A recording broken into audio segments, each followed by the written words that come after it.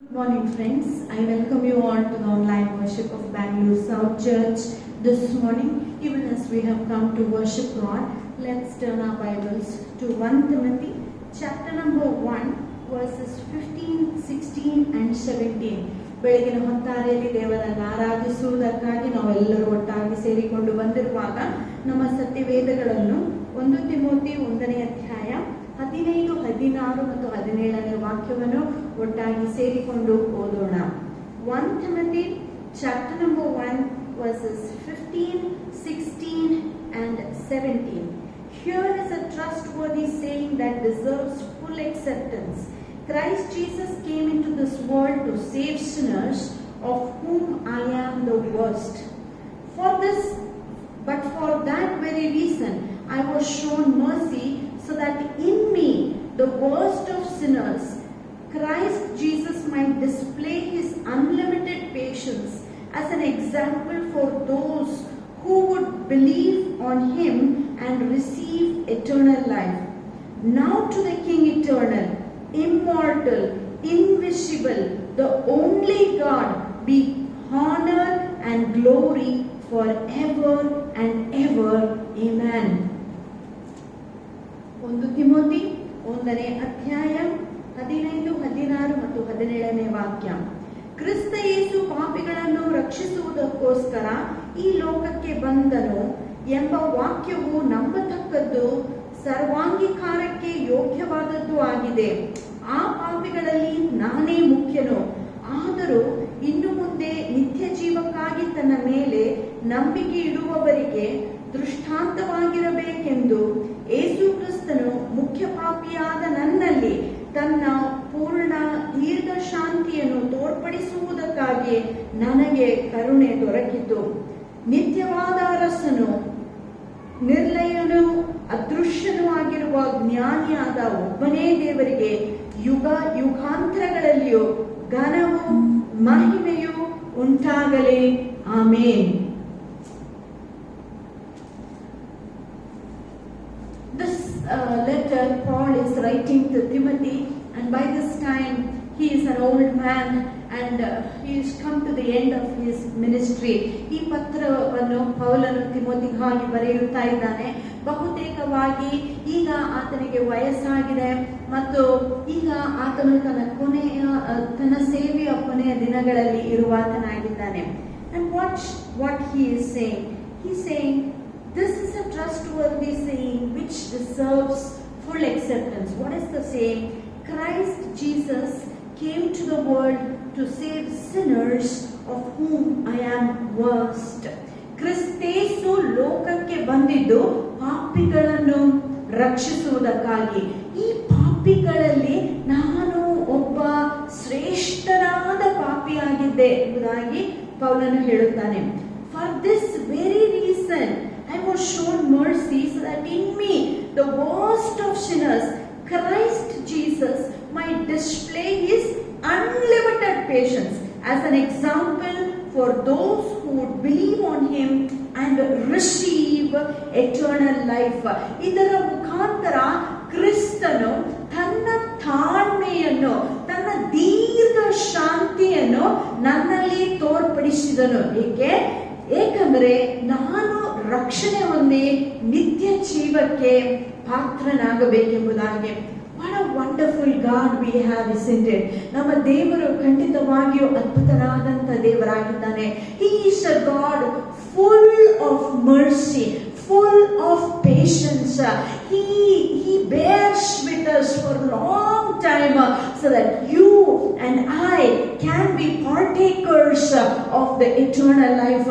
ನಮ್ಮ ದೇವರು ದೀರ್ಘ ಶಾಂತನು, ಪ್ರೀತಿ ಪೂರ್ಣನು, ಕರುಣೆಯಿಂದ ತುಂಬಿದವನಾಗಿದ್ದಾನೆ. ಏನಕ್ಕಂದರೆ ನೀವು ನಾನು ಆ ಒಂದು ಶಾಪಕ್ಕೆ ಒಳಗಾಗದೆ ನಿತ್ಯ ಜೀವಕ್ಕೆ ನಾವು ಪಾತ್ರರಾಗಬೇಕೆಂಬುದಾಗಿ. Isn't it wonderful? By the mercy of God, he does not treat us like the way our sins deserve. Hallelujah. ದೇವರ ಕರುಣೆಯ ಮುಖಾಂತರ ನಮ್ಮ ಪಾಪಕ್ಕನುಸಾರವಾಗಿ ನಮ್ಮನ್ನು ಶಿಕ್ಷಿಸುವಾತನು ನಮ್ಮ ದೇವರಲ್ಲ. if he had to count all our transgressions from dawn to dusk, none of us would be worthy even to stand in the presence of God. ಪ್ರತಿದಿನ ಬೆಳಿಗ್ಗೆಯಿಂದ ಸಾಯಂಕಾಲದವರೆಗೆ ನಮ್ಮ ದೇವರು ನಮ್ಮ ಪಾಪಗಳನ್ನು ಎಣಿಸಿ ಪಾಪದ ಅನುಸಾರವಾಗಿ ನಮ್ಮನ್ನು ಶಿಕ್ಷಿಸುವನಾಗಿದ್ದರೆ ನೀವಾಗಲಿ ನಾನಾಗಲಿ ಆತನ ಪ್ರಸನ್ನತೆಯಲ್ಲಿ ನಿಂತುಕೊಳ್ಳುವುದಕ್ಕೆಯೂ ಸಹ ನಮಗಾಗುತ್ತಾ ಇರಲಿಲ್ಲ. ಆದ್ದರಿಂದ ಪೌಲನು ಹೇಳುತ್ತಾನೆ, ಪಾಪಿಗಳಲ್ಲಿಯೇ ನಾನು ಶ್ರೇಷ್ಠನಾದ ಪಾಪಿ ಎಂಬುದಾಗಿ. That is why Apostle Paul says, God had mercy upon me and I was one of the worst sinner, but he did not treat me like the way my sins deserved. He did not punish me in accordance to my sins, but he was so patient with me till I came back to him. Hallelujah. ದೇವರು ನನ್ನ ಪಾಪದ ಅನುಸಾರವಾಗಿ ನನ್ನನ್ನು ಶಿಕ್ಷಿಸದೆ ದೀರ್ಘ ಶಾಂತಿ ಉಳ್ಳವನಾಗಿ ತನ್ನ ಕರುಣೆಯನ್ನು ನನ್ನ ಮೇಲೆ ತೋರಿಸಿ ರಕ್ಷಣೆಯ ಮಾರ್ಗಕ್ಕೆ ಬರುವ ತನಕ ಆತನು ನನ್ನನ್ನು ಪ್ರೀತಿಸಿ ತನ್ನ ರಾಜ್ಯಕ್ಕೆ ನನ್ನನ್ನು ಸೇರಿಸಿದನು. ಇಂಥ ದೇವರಿಗೆ, ಅದೃಶ್ಯನಾದ ದೇವರಿಗೆ, ಪರಾಕ್ರಮಿಯಾದ ದೇವರಿಗೆ, ಪ್ರೀತಿಪೂರ್ಣನಾದಂಥ ದೇವರಿಗೆ ಯುಗ ಯುಗಾಂತರಕ್ಕೂ ಘನವು ಮಹಿಮೆಯು ಮಾನವು ಉಂಟಾಗಲೆಂಬುದಾಗಿ ಪೌಲನು ಈ ಒಂದು ವಾಕ್ಯದಲ್ಲಿ ಹೇಳುವಾತನಾಗಿದ್ದಾನೆ. Hallelujah. Paul says, I thank God that he was so patient with me. Because of his patience I was not destroyed. Because of his patience I became a partaker of eternal life, and I thank God for this mercy that he had upon me, the worst sinner. And then he goes on to say, to this God eternal, immortal, the very wise God, be all glory, honor and power forever and ever. Amen. Hallelujah. My friends, this morning as we have come into the presence of God, let us examine ourselves. None of us are worthy. We can also identify with Paul, Apostle Paul, and say, God, yes, I am not worthy to stand in your presence, but by your grace and grace alone. Thank you, Lord, for being so patient with me. Thank you, Lord, for every morning you pour out your new mercies upon my life. You pour out your new strength for every challenges, and you alone deserve all glory, all honor and all praise. This morning let us commit our lives to God, that we could know him, that we could become partakers of this eternal life. But let's not take the grace of God and the mercies of God for granted, but let us live worthy of the gospel. And as God has been merciful to us, let us also be merciful to all the people around us. ದೇವರ ಕರುಣೆಯನ್ನು, ದೇವರ ಆ ತಾಳ್ಮೆಯನ್ನು, ದೇವರ ದೀರ್ಘ ಶಾಂತಿಯನ್ನು ನಾವು ಹಗುರವಾಗಿ ತೆಗೆದುಕೊಳ್ಳದೆ ಯಾವ ರೀತಿಯಾಗಿ ದೇವರು ತನ್ನ ಕರುಣೆಯನ್ನು ನಮಗೆ ತೋರಿಸಿದನೋ ಅದೇ ರೀತಿಯಾಗಿ ಇತರರ ಕಡೆಗೂ ನಾವು ಕರುಣೆಯನ್ನು ತೋರಿಸುವರಾಗಿರೋಣ, ದೀರ್ಘ ಶಾಂತಿ ಉಳ್ಳವರಾಗಿರೋಣ. ಖಂಡಿತವಾಗಿ ಆ ಸಮಯದಲ್ಲಿ ಅನೇಕರು ದೇವರ ರಾಜ್ಯಕ್ಕೆ ನಮ್ಮ ಮುಖಾಂತರ ಸೇರ್ಪಡೆಯಾಗಲು ಸಾಧ್ಯವಾಗುತ್ತದೆ. Let's pray and thank God for his amazing grace and mercy over our lives. Father, we just thank you for the scripture that we read this morning. Father, how true it is, O God, because of your great mercies. Lord, we are standing here before you. Lord, we are not worthy, Lord God, to stand before you. Lord God, if you had counted us, if you had treated us like the way our sins deserve and punished us, we would be lost long time ago. But we thank you for your amazing grace over our life. Thank you for your patience over our lives. Help us, Lord, as you were merciful to us, that we would show the similar mercy and pray patience towards our brothers and sisters, so that we would all be partakers of the eternal life that you have for us. In Jesus' name we pray. Amen. Let us sing this song. ದೇವರ ಕರುಣೆಯನ್ನು ನೆನಪಿಗೆ ತಂದುಕೊಂಡು ಅದರಿಂದ ನಿರೀಕ್ಷೆಯನ್ನು ಪಡೆದುಕೊಂಡು ಸಾಗುವ. Let us remember the mercies of God, how he has been merciful to us. Let us bring it back to our memory and let us worship God, who is immortal, who is eternal, the only true God, who deserves all glory, honor and worship this morning. Hallelujah.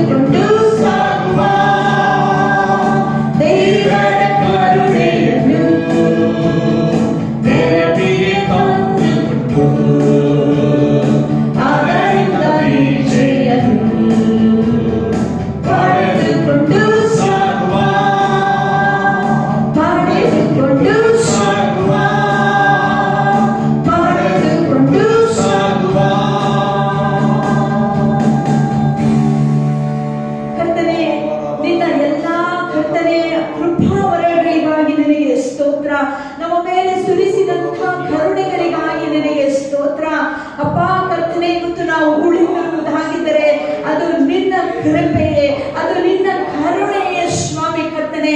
ಪ್ರತಿನಿತ್ಯವೂ ನಿನ್ನ ಕೃಪಾವರಗಳನ್ನು ನಮ್ಮ ಮೇಲೆ ಸುರಿಸಿದ್ದಕ್ಕಾಗಿ ನಿನಗೆ ಸ್ತೋತ್ರವಾಗಲಿ. ಅನುದಿನವೂ ಹೊಸದಾಗಿ ನಿನ್ನ ಕರುಣೆಗಳನ್ನು ನಮ್ಮ ಮೇಲೆ ಸುರಿಸುತ್ತಾ ಇದೆಯಪ್ಪ, ಅದಕ್ಕಾಗಿ ನನಗೆ ಸ್ತೋತ್ರ ಕರ್ತನೆ. ನೀನು ಮಾಡುವಂತ ವಾಗ್ದಾನಗಳಲ್ಲಿ ಒಂದು ವಾಗ್ದಾನವಾದರೂ ಬಿದ್ದು ಹೋಗುವುದಿಲ್ಲಪ್ಪ, ಅದಕ್ಕಾಗಿ ನನಗೆ ಸ್ತೋತ್ರ. ಭೂಮಿ ಆಕಾಶವು ಅಳಿದು ಹೋದರು, ನಿನ್ನ ವಾಗ್ದಾನಗಳು ಕರ್ತನೆ ಅದು ಅಳಿದು ಹೋಗುವುದಿಲ್ಲ, ನಿನ್ನ ವಾಕ್ಯವು ಅಳಿದು ಹೋಗುವುದಿಲ್ಲ, ನಿನ್ನ ಪ್ರೀತಿಯು ಅಳಿದು ಹೋಗುವುದಿಲ್ಲಪ್ಪ, ಅದಕ್ಕಾಗಿ ಸ್ತೋತ್ರ. ಪಾಪಿಗಳಾದ ನಮ್ಮನ್ನು ಕರ್ತನೆ ನೀನು ಕರುಣಿಸಿ, ಕರ್ತನೆ ನೀನು ತಾನೇ ಕರ್ತನೆ ನಿನ್ನ ಕರುಣೆಗಳಿಂದ ತುಂಬಿಸಿ, ಕೃಪಾವರಗಳಿಂದ ತುಂಬಿಸಿ ಇಲ್ಲಿಯ ತನಕ ನಡೆಸಿದ್ದಕ್ಕಾಗಿ ದೇವರೇ ನಾವು ನಿನಗೆ ವಂದನೆಗಳನ್ನು ಹೇಳುತ್ತೇವೆ. ನಿನ್ನಂಥ ದೇವರು ಯಾರಿಲ್ಲ, ನಿನ್ನ ಹಾಗೆ ನಮ್ಮನ್ನು ಪ್ರೀತಿಸುವುದಕ್ಕೆ ಯಾರೆಂದು ಸಾಧ್ಯವಿಲ್ಲ ಕರ್ತನೆ. ನೀನೇ ನಿತ್ಯರಾದ ದೇವರಾಗಿದ್ದೆ ಕರ್ತನೆ, ನೀನೇ ಕರ್ತನೆ ಸ್ವಾಮಿ ಉನ್ನತರಾದಂತ ಕರ್ತನಾಗಿದ್ದೆ, ಪ್ರೀತಿ ಪೂರ್ಣನು ದೀರ್ಘ ಶಾಂತನು ಕರ್ತನೆ, ಕರುಣೆ ಕೃಪೆಯುಳ್ಳವನು ನೀನಾಗಿದ್ದೆ. ಅದಕ್ಕಾಗಿ ನನಗೆ ಸ್ತೋತ್ರ. ಬೆಳಗಿನ ಹೊತ್ತಾರೆಯಲ್ಲಿ ಅನುದಿನವೂ ನಮ್ಮ ಮೇಲೆ ಸುರಿಸುವಂತ ಎಲ್ಲಾ ಕರುಣೆಗಳಿಗಾಗಿ ಕರ್ತನೆ ನಾವು ನಿನ್ನನ್ನು ವಂದಿಸುತ್ತೇವೆ, ನಿನ್ನ ನಾಮವನ್ನು ನಾವು ಮಹಿಮೆ ಪಡಿಸುತ್ತೇವೆ. Hallelujah. Let us worship this God. He is the Father of love. He is the Lord of all creation.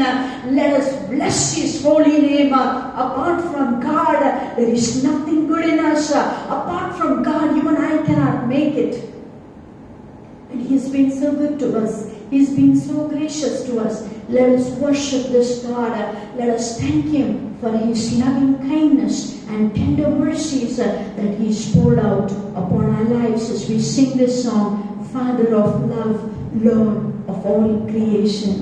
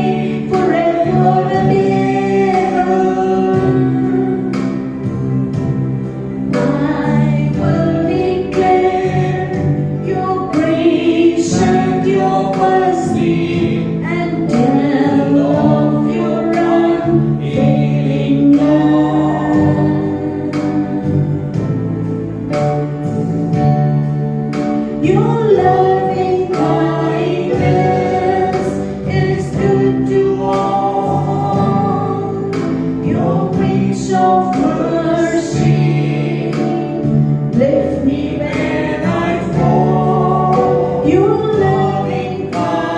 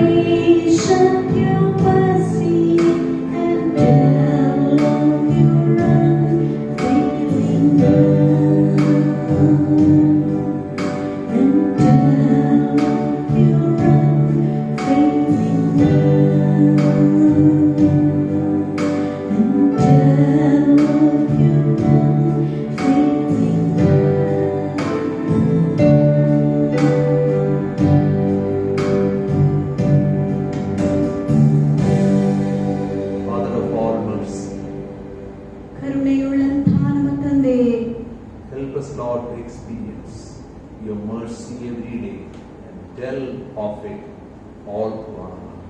ಪ್ರತಿನಿತ್ಯವೂ ಅನುದಿನವೂ ನಿನ್ನ ಕರುಣೆಯನ್ನು ನಮ್ಮ ಜೀವಿತದಲ್ಲಿ ಅನುಭವಿಸಿ ಜೀವಕಾಲವೆಲ್ಲ ಅದನ್ನು ಇತರರಿಗೆ ಹೇಳುವುದಕ್ಕಾಗಿ ನಮಗೆ ಕೃಪೆ ಮಾಡಿಕೊಡು. Jesus' name. ಯೇಸು ನಾಮದಲ್ಲಿ ಬೇಡಿಕೊಳ್ಳುತ್ತೇವೆ. Amen. Good morning friends, welcome back to Bangalore South Church. Bengaluru South ಸಭೆಗೆ ನಿಮ್ಮೆಲ್ಲರನ್ನು ಆಹ್ವಾನಿಸುತ್ತೇವೆ. From last week onwards we were studying God's blessings and the values. ಕಳೆದ ವಾರದಿಂದ ದೇವರ ಆಶೀರ್ವಾದಗಳು ಮತ್ತು ಮೌಲ್ಯಗಳ ಕುರಿತಾಗಿ ನಾವು ಕಲಿಯುತ್ತಾ We ಇದ್ದೇವೆ. were focusing on the blessed are statements of Jesus. ಯೇಸು ಕ್ರಿಸ್ತನ ಧನ್ಯರು ಎಂಬುದಾಗಿ ಹೇಳಿರುವಂತ ಹೇಳಿಕೆಯ ಕುರಿತಾಗಿ ನಾವು ಧ್ಯಾನ ಮಾಡುತ್ತಾ ಇದ್ದೆವು. We saw blessed are the poor in the spirit, which means that we are acknowledging our need of God and pronouncing our dependence on God. ಆತ್ಮದಲ್ಲಿ ಬಡವರಾಗಿರುವರು ಧನ್ಯರು ಎಂಬುದಾಗಿ ಹೇಳುವಾಗ ದೇವರು ನಮಗೆ ಅಗತ್ಯನಾಗಿದ್ದಾನೆ, ದೇವರ ಹೊರತಾಗಿ ನಾವೇನನ್ನು ಮಾಡಲು ಸಾಧ್ಯವಿಲ್ಲ ಎಂಬುದಾಗಿ ನಾವು ಅರಿಕೆ ಮಾಡುವರಾಗಿರುತ್ತೇವೆ. When we know without God we can't do anything, it will be easy for us to mourn over our own sins and the sins of our community. ದೇವರ ಹೊರತಾಗಿ ನಾವು ಏನನ್ನು ಸಾಧಿಸುವುದಿಲ್ಲ ಎಂಬುದಾಗಿ ನಾವು ತಿಳಿದುಕೊಳ್ಳುವಾಗ ನಮ್ಮ ಪಾಪಗಳಿಗೋಸ್ಕರ, ನಮ್ಮ ಸಮುದಾಯದಲ್ಲಿರುವಂಥ ಜನರ ಪಾಪಗಳಿಗೋಸ್ಕರ ದುಃಖ ಪಡುವುದು ಸುಲಭವಾಗಿರುತ್ತದೆ. Then we saw meekness is strength in the control. We trust God to fight our battles. ಸಾತ್ವಿಕರು ಧನ್ಯರು ಎಂಬುದಾಗಿ ನಾವು ತಿಳಿದುಕೊಳ್ಳುವಾಗ ಇದು ಒಂದು ಬಲಹೀನತೆ ಅಲ್ಲ, ಆದರೆ ಎಲ್ಲ ಯುದ್ಧಗಳಲ್ಲಿ ಈ ಸ್ವಭಾವವನ್ನು ಧರಿಸಿಕೊಂಡು ಯುದ್ಧ ಮಾಡುವುದು ಮುಖ್ಯವಾಗಿರುತ್ತದೆ. And then we saw we will hunger and thirst to do what God wants us to do. ದೇವರು ನಾವೇನು ಮಾಡಬೇಕಂತ ಬಯಸುತ್ತಾನೋ ಅಂಥ ವಿಷಯಗಳಿಗೋಸ್ಕರ ನಾವು ಹಸಿದು ಬಾಯಾರುವಾಗ ನಾವು ಧನ್ಯರಾಗಿರುತ್ತೇವೆ. The first four beatitudes talks about our dependence on God. ಮೊದಲನೆಯ ಈ 4 ಗುಣಾತಿಶಯಗಳು ನಾವು ದೇವರ ಮೇಲೆ ಆಧಾರಿತರಾಗಿದ್ದೇವೆ ಅಥವಾ ದೇವರ ಸಹಾಯ ನಮಗೆ ಬೇಕೆಂಬುದಾಗಿ ನಾವು ಕಲಿತುಕೊಂಡೆವು.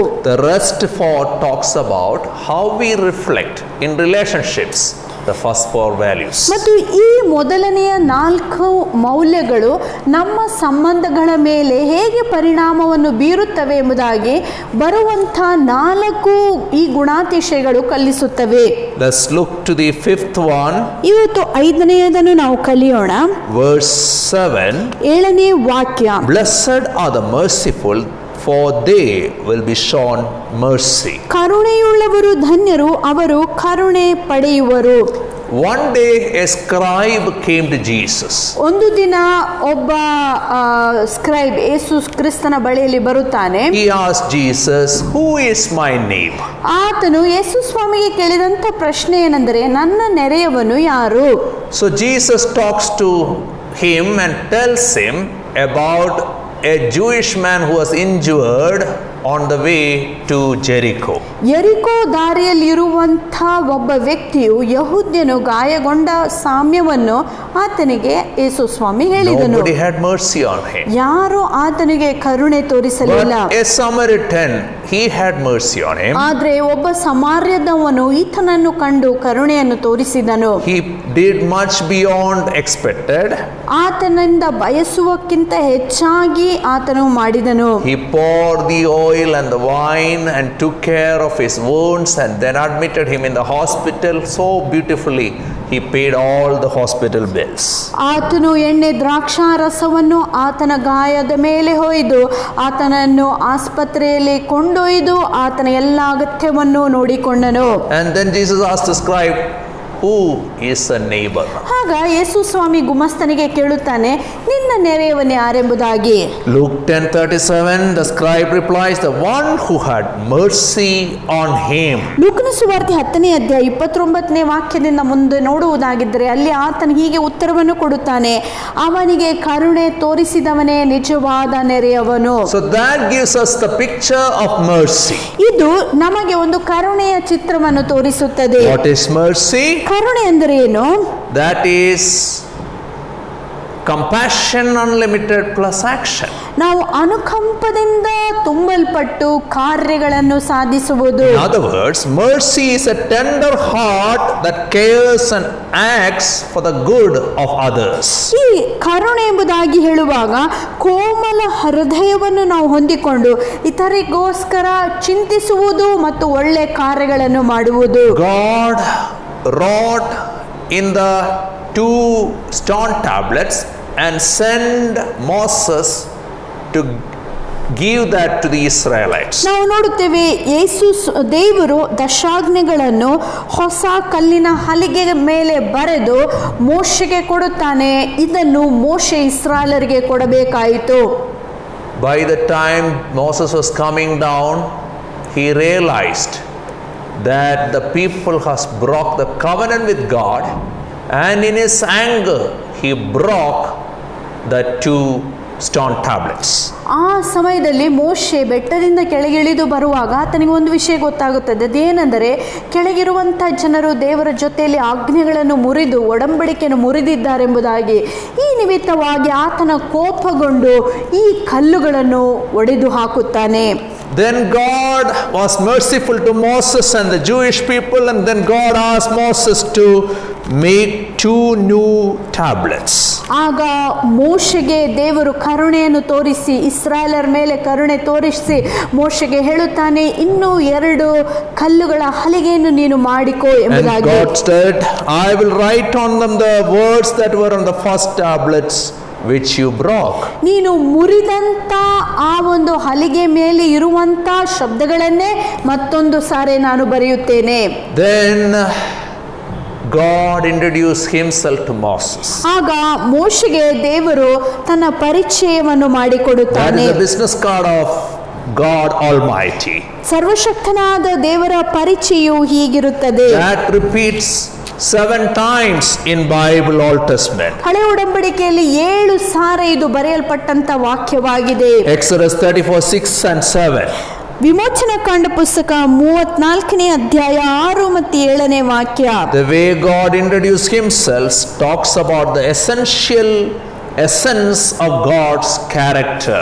ದೇವರು ತನ್ನ ಪರಿಚಯ ಮಾಡಿಕೊಂಡಿದ್ದನ್ನು ನಾವು ನೋಡುವಾಗ ದೇವರ ಗುಣಾತಿಶಯಗಳ ಸತ್ವವನ್ನು ಇದು ತೋರಿಸುತ್ತದೆ. Verse 6, and he passed in front of Moses proclaiming, the Lord, the compassionate and gracious God, slow to anger, abounding in love and faithfulness, maintaining love to thousands and forgiving wickedness, rebellion and sin. Yet he does not leave the guilty unpunished. He punishes the children and their children for their sin of the fathers to the 3rd and 4th generation. ಯೆಹೋವನು ಅವನೆದುರಿಗೆ ಹಾದು ಹೋಗಿ ಯೆಹೋವನಾದ ದೇವರು ಕರುಣಾಳುವು ಕೃಪಾಳುವು ದೀರ್ಘಶಾಂತನು ಒಳ್ಳೆತನದಲ್ಲಿ ಮತ್ತು ಸತ್ಯದಲ್ಲಿ ಸಮೃದ್ಧಿಯಾದಾತನು 1000 ತಲೆಮಾರುವರೆಗೆ ಕರುಣೆ ತೋರಿಸುವಾತನು ದೋಷಗಳನ್ನು ಅಪರಾಧಗಳನ್ನು ಪಾಪಗಳನ್ನು ಕ್ಷಮಿಸುವಾತನು ಆದರೂ ಅಪರಾಧಿಗಳನ್ನು ಶಿಕ್ಷಿಸದೆ ಬಿಡದವನು ತಂದೆಗಳ ದೋಷಗಳನ್ನು ಮಕ್ಕಳ ಮೇಲೆಯೂ ಮೊಮ್ಮಕ್ಕಳ ಮೇಲೆಯೂ 3ನೆಯ ಮತ್ತು 4ನೆಯ ತಲೆಗಳವರೆಗೆ ಶಿಕ್ಷಿಸುವಾತನು ಎಂದು ಪ್ರಕಟಿಸಿಕೊಂಡನು. God is the most merciful one. ನಮ್ಮ ದೇವರು ದೀರ್ಘ Shantanu ಕರುಣೆಯುಳ್ಳಂತ His ದೇವರಾಗಿದ್ದಾನೆ. glory is giving and forgiving, and that's why we worship him. ಆತನ ಮಹಿಮೆ ಎಂದರೆ ಕೊಡುವುದು ಮತ್ತು ಕ್ಷಮಿಸುವುದು. ಆ ಕಾರಣದಿಂದ ಈತನನ್ನು ನಾವು ಆರಾಧನೆ ಮಾಡುತ್ತೇವೆ. Jesus was invited to Matthew's house for dinner. ಮತ್ತಾಯನು ಯೇಸು ಸ್ವಾಮಿಯನ್ನು ತನ್ನ ಮನೆಗೆ ಊಟಕ್ಕಾಗಿ ಕರೆದನು. The Pharisees were not happy. ಇದನ್ನು ನೋಡಿ ಫರಿಸಾಯರು ಸಂತೋಷಿಸಲಿಲ್ಲ.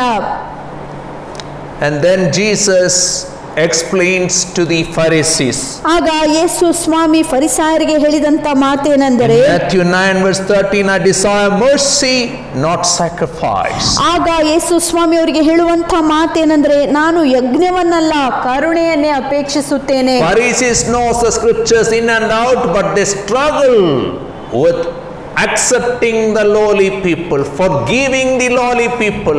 They look down on all other people. Their spirituality enabled them to look down on others. ಫರಿಸಾಯರು ಎಲ್ಲಾ ಧರ್ಮಶಾಸ್ತ್ರವನ್ನು ತಿಳಿದುಕೊಂಡಿದ್ದರು. ಅವರಲ್ಲಿರುವಂತ ಕೊರತೆ ಏನಂದ್ರೆ ದೀನರನ್ನು ದರಿದ್ರರನ್ನು ಸ್ವೀಕರಿಸುವುದಕ್ಕೆ ಅವರಿಂದ ಆಗುತ್ತಾ ಇರಲಿಲ್ಲ.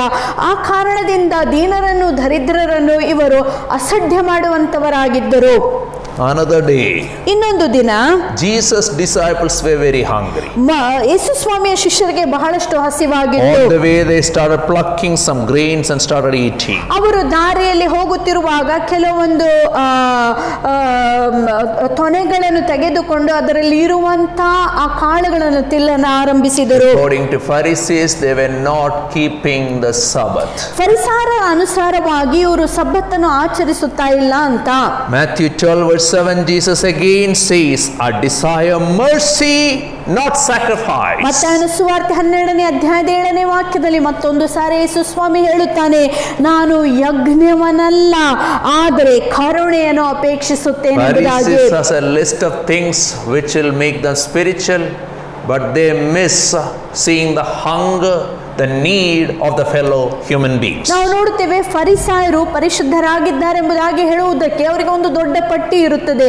ಆದರೆ ಅವರು ಸುತ್ತಮುತ್ತಲಿರುವಂತಹ ಜನರ ಅಗತ್ಯಗಳನ್ನು ನಿರ್ಲಕ್ಷಿಸುವಂತವರಾಗಿದ್ದರು. They were very faithful in keeping the minute details of their list of spirituality. ಆತ್ಮೀಕರಾಗಿರುವುದಕ್ಕೆ ಮಾಡಬೇಕಾದಂತ ಎಲ್ಲಾ ಸಂಗತಿಗಳಲ್ಲಿ ಆ ಪಟ್ಟಿಯನ್ನು ನೆರವೇರಿಸುವುದಕ್ಕಾಗಿ ಅವರು ನಂಬಿಗಸ್ತರಾಗಿದ್ದರು. If you read Matthew 23 verse 23, you'll understand they give the tithe of mint leaves, dill leaves and cumin.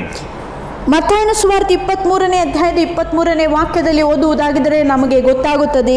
ಅದೇನೆಂದರೆ ಅವರು ಪುದೀನ, ಸದಾಪು, ಜೀರಿಗೆ ಇಂಥ ಪದಾರ್ಥಗಳ ದಶಮಾಂಶವನ್ನು ಸಹ ದೇವರಿಗೆ ಕೊಡುವರಾಗಿದ್ದರು. You'll find that kind category people are very less these days. ಆದರೆ ಅಂಥ ಜನರು ಈ ದಿನಗಳಲ್ಲಿ ನಾವು ನೋಡಲು ಸಾಧ್ಯವಿಲ್ಲ. Jesus said you have to maintain all that, no problem. ನೀವು ಇದನ್ನೆಲ್ಲ ಪಾಲಿಸುವುದು ಒಳ್ಳೆಯದೇ ಎಂಬುದಾಗಿ ಯೇಸು But ಸ್ವಾಮಿ God ಹೇಳಿದ್ದರು. is looking much beyond that. ಆದರೆ ದೇವರು ಇನ್ನೂ ಹೆಚ್ಚಿನ ಸಂಗತಿಯನ್ನು ನೋಡುತ್ತಾ ಇದ್ದಾನೆ. These people are very faithful in tithing even the smallest things. ಅವರಲ್ಲಿ ಇರುವಂತ ಸಣ್ಣ ಪದಾರ್ಥಗಳನ್ನು ದಶಮ ಭಾಗವಾಗಿ ದೇವರಿಗೆ ಕೊಡುವುದರಲ್ಲಿ ಇವರು ನಂಬಿಗಸ್ತರಾಗಿದ್ದರು. But they miss out on the major issues like justice, mercy and faithfulness. ಆದರೆ ನ್ಯಾಯ ತೀರ್ಪು, ಕರುಣೆ, ನಂಬಿಕೆ ಎಂಬ ಈ ಮುಖ್ಯಾಂಶಗಳನ್ನೇ ತಮ್ಮ ಜೀವಿತದಿಂದ ಅವರು ಕಳೆದುಕೊಂಡಿದ್ದರು. One day Peter is coming and asking Jesus, ಒಂದು ದಿನ ಪೇತ್ರನು ಬಂದು ಯೇಸು ಸ್ವಾಮಿಯಲ್ಲಿ how ಕೇಳಿಕೊಳ್ಳುತ್ತಾ many ಇದ್ದಾನೆ, times I have to forgive my brother after he comes and keeps on doing wrong and then coming back? ನನ್ನ ಸಹೋದರನು ತಪ್ಪು ಮಾಡಿ ಕ್ಷಮೆ ಕೇಳಲು ನನ್ನ ಬಳಿಗೆ ಬರುವುದಾಗಿದ್ದರೆ ಎಷ್ಟು ಸಾರಿ ನಾನು ಆತನನ್ನು ಕ್ಷಮಿಸಬೇಕು? That prompted Jesus to talk about the story of the unmerciful servant. ಇದಕ್ಕೆ ಉತ್ತರವಾಗಿ ಯೇಸು ಸ್ವಾಮಿ ಕರುಣೆ ಇಲ್ಲದಂತ ಸೇವಕನ ಸಾಮ್ಯವನ್ನು ಪೇತ್ರನಿಗೆ That we can ಹೇಳುತ್ತಾನೆ. see in Matthew 18:21 to 35. ಮತ್ತಾಯನ ಸುವಾರ್ತೆ 18ನೇ ಅಧ್ಯಾಯ 21ನೇ ವಾಕ್ಯದಿಂದ 35ನೇ ವಾಕ್ಯದವರೆಗೆ ನಾವು ಅದನ್ನು The ನೋಡಬಹುದು. moral of the story, more we are forgiven, then we will be more forgiving to others. ಈ ಒಂದು ಸಾಮ್ಯದ ಫಲಿತಾಂಶ ಅಥವಾ ಕಲಿಯುವಂತ ಪಾಠವೇನೆಂದ್ರೆ ನಾವು ಎಷ್ಟು ಹೆಚ್ಚಾಗಿ ಕ್ಷಮಾಪಣೆಯನ್ನು ಹೊಂದಿಕೊಂಡಿದ್ದೇವೋ ಅಷ್ಟು ಹೆಚ್ಚಾಗಿ ಇತರರನ್ನು ಕ್ಷಮಿಸಲು ನಮ್ಮಿಂದ ಆಗುತ್ತದೆ. When we turn to 1 Timothy 1:15 and 16, 1 Timothy 1ನೇ ಅಧ್ಯಾಯ 15 ಮತ್ತು 16ನೇ ವಾಕ್ಯವನ್ನು ನಾವು there ಓದುವುದಾದರೆ we see the testimony of a transformed Pharisee. ನಾವು ನೋಡುತ್ತೇವೆ ಪರಿವರ್ತನೆ ಹೊಂದಿದ ಒಬ್ಬ ಫರಿಸಾಯನ ಒಂದು ಸಾಕ್ಷಿಯಲ್ಲಿ ಬರೆಯಲ್ಪಟ್ಟಿದೆ. Paul says he's a trustworthy saying that deserves a full acceptance. ಪೌಲನು ಹೀಗೆ ಹೇಳುತ್ತಾನೆ, ಈ ಒಂದು ಹೇಳಿಕೆಯು ಸರ್ವಾಂಗಕಾರಿಗೆ ಯೋಗ್ಯವಾದದ್ದು ಆಗಿದೆ. Christ Jesus came into the world to save sinners, of whom I am the worst. ಕ್ರಿಸ್ತೇಸು ಪಾಪಿಗಳನ್ನು ರಕ್ಷಿಸುವುದಕ್ಕೋಸ್ಕರ ಈ ಲೋಕಕ್ಕೆ ಬಂದನು ಎಂಬ ವಾಕ್ಯವು ನಂಬತಕ್ಕದ್ದು, ಸರ್ವಾಂಗಕಾರಿಯು ಯೋಗ್ಯವಾದದ್ದು ಆಗಿದೆ. ಈ ಪಾಪಿಗಳಲ್ಲಿ ನಾನೇ ಮುಖ್ಯನು. But for that very reason I was shown mercy, so that in me, the worst of sinners, Christ Jesus might display his unlimited patience as an example for those who would believe on him and receive eternal life. ಆದರೂ ಇನ್ನು ಮುಂದೆ ನಿತ್ಯ ಜೀವಕ್ಕಾಗಿ ತನ್ನ ಮೇಲೆ ನಂಬಿಕೆ ಇಡುವವರಿಗೆ ದೃಷ್ಟಾಂತವಾಗಿರಬೇಕೆಂದು ಯೇಸು ಕ್ರಿಸ್ತನ ಮುಖ್ಯ ಪಾಪಿಯಾದ ನನ್ನಲ್ಲಿ ತನ್ನ ಪೂರ್ಣ ದೀರ್ಘ ಶಾಂತಿಯನ್ನು ತೋರ್ಪಡಿಸುವುದಕ್ಕಾಗಿ ನನಗೆ ಕರುಣೆ ದೊರಕಿತು. After so many years in the Lord, Paul sees himself a sinner number one.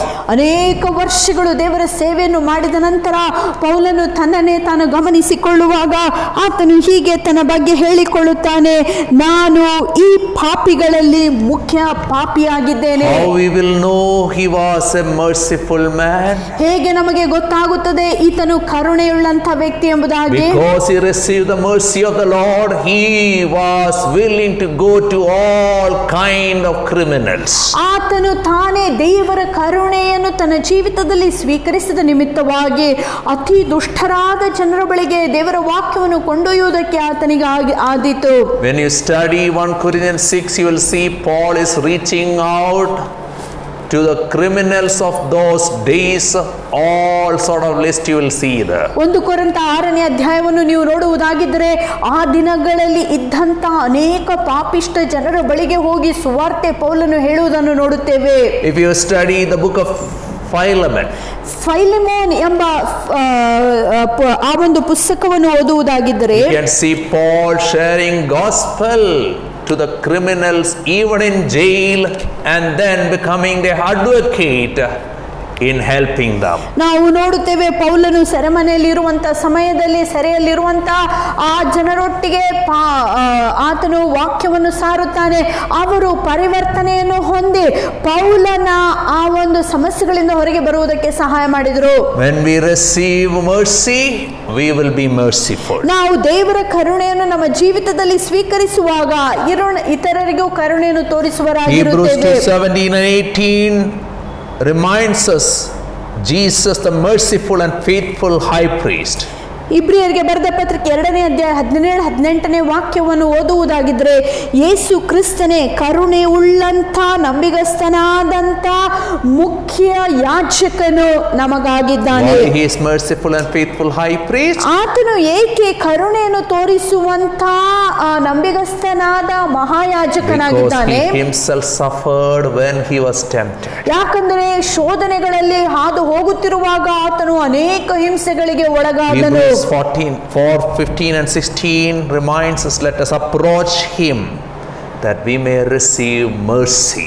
ಇಬ್ರಿಯರಿಗೆ ಬರೆದ ಪತ್ರಿಕೆ 4ನೇ ಅಧ್ಯಾಯದ 15-16ನೇ ವಾಕ್ಯ ಹೀಗೆ ಹೇಳುತ್ತದೆ, ನಾವು ಆತನ ಕಡೆಗೆ ನಾವು ಸೆಳೆದುಕೊಳ್ಳೋಣ, ಇದರ ಮುಖಾಂತರ ನಾವು ಆತನ ಕರುಣೆಗಳನ್ನು ಸ್ವೀಕರಿಸುವುದಕ್ಕಾಗಿ. When we receive mercy, forgiveness is easy. ನಾವು ಆತನ ಆ ಕರುಣೆಗಳನ್ನು ನಮ್ಮ ಜೀವಿತದಲ್ಲಿ ಸ್ವೀಕರಿಸುವಾಗ ಕ್ಷಮಿಸುವುದು ಸುಲಭವಾಗುತ್ತದೆ. When we receive mercy, we can help the people unknown to us, help them in the time of need. ನಾವು ನೋಡುತ್ತೇವೆ ದೇವರ ಕರುಣೆಯನ್ನು ನಾವು ಸ್ವೀಕರಿಸುವಂತ ಸಮಯದಲ್ಲಿ ಅಗತ್ಯ ಇರುವಂತಹ ಜನರಿಗೆಲ್ಲ ನಮಗೆ ಸಹಾಯ ಮಾಡಲು ಸಾಧ್ಯವಾಗುತ್ತದೆ. We can help the undeserved. ಯಾರು ಯೋಗ್ಯತೆಯನ್ನು ಹೊಂದಿಲ್ಲವೋ ಅಂತವರಿಗೂ ಸಹಾಯ ಮಾಡುವುದಕ್ಕೆ ನಮ್ಮಿಂದ ಆಗುತ್ತದೆ. We can become another Mother Teresa or Otto Raja to bless others, because we have received mercy of God. ದೇವರ ಕರುಣೆಯನ್ನು ನಾವು ಹೊಂದಿಕೊಂಡಿರುವಂತ ಕಾರಣದಿಂದ ನಾವು ಮದರ್ ತೆರೆಸಾ ಅಥವಾ ಆಟೋ ರಾಜ ಅವರ ಹಾಗೆ ಇತರರ ಜೀವಿತದಲ್ಲಿ ನಾವು ಸೇವೆಯನ್ನು ಸಲ್ಲಿಸಲಾಗುತ್ತದೆ. Number 6, beatitude. 6ನೆಯ ಗುಣಾತಿಶಯ, verse number 8. 8ನೇ ವಾಕ್ಯ, 5ನೇ ಅಧ್ಯಾಯ ಮತ್ತಾಯ 5:8. Blessed are the pure in heart, for they will see God. ಹೃದಯದಲ್ಲಿ ಶುದ್ಧರಾಗಿರುವವರು ಧನ್ಯರು, ಅವರು ದೇವರನ್ನು ನೋಡುವರು.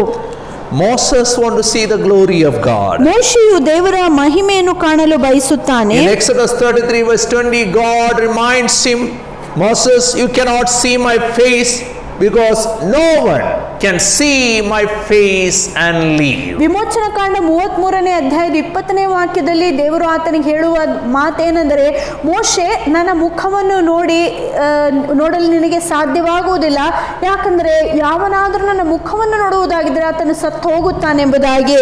Isaiah saw the glory of God. ಯೆಶಾಯನು ದೇವರ ಮಹಿಮೆಯನ್ನು ಕಂಡಾಗ, When he saw the glory of God's presence, he saw himself as a sinner in the presence of that absolute purity of God. ಆತನು ದೇವರ ಮಹಿಮೆಯ ಪ್ರಸನ್ನತೆಯಲ್ಲಿ ದೇವರನ್ನು ಕಾಣುವಾಗ ಆತನೇ ಒಬ್ಬ ಪಾಪಿ ಎಂಬ ಮನವರಿಕೆಯನ್ನು ಹೊಂದಿಕೊಳ್ಳುತ್ತಾನೆ. We are not God in making. ನಾವು ದೇವರಾಗುತ್ತಾ ಇಲ್ಲ.